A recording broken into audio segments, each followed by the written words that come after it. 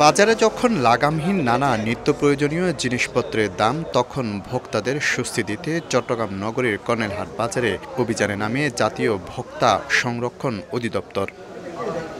সোমবার সকালে দলটির উপস্থিতি টের পেয়ে পালিয়ে যায় ডিম বিক্রেতারা। পরে মূল্য তালিকা না থাকা ও পালিয়ে যাওয়ায় দুই দোকানিকে জরিমানা করা হয় ৫,০০০ টাকা। দাম নিয়েও ছিল হেরফের। কালকে মাল আসে নাই, স্লিপ আসছিল যে একটু পুরানো স্লিপ, দেরি হয়েছে, এই কারণে আমার জরিমানা। পরে সবজির বাজারে যায় দলটি, সেখানেও একই অবস্থা, ছিল না মূল্য তালিকা, দাম নিয়েও ছিল লুকোচুরি। দুই বিক্রেতাকে করা হয় ১০,০০০ টাকা জরিমানা। ক্রেতারা জানান, অভিযান থাকলে দাম কমে, মনিটরিং অব্যাহত রাখার দাবি তাদের।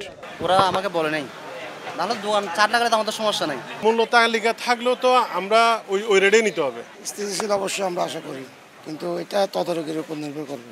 ২ ঘন্টা ধরে চলা অভিযানে মোট ৫টি দোকানকে ১৫,০০০ টাকা জরিমানা করা হয়।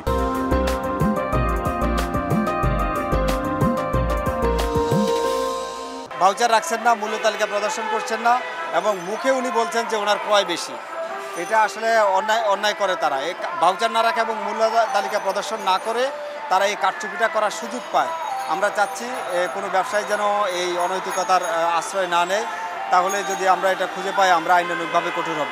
পরে মাছ ও মুরগির বাজারে গিয়ে ওজনের বিষয়টি পরীক্ষা নিরীক্ষা করে বিক্রেতাদের সতর্ক করা হয়। শফিকুল আলম, সময় সংবাদ, চট্টগ্রাম।